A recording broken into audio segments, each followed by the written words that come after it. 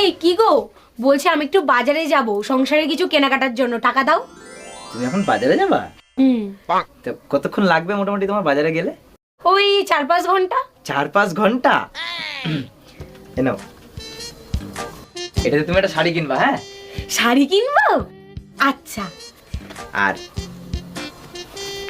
এই 500 টাকা দিয়ে তুমি সংসারের জিনিসপত্র কিনবা। আচ্ছা ঠিক আছে।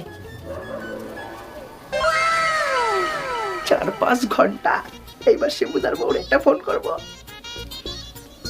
হ্যালো, হ্যাঁ বৌদি। কি গো? তুমি তুমি না বাজারে গেলা?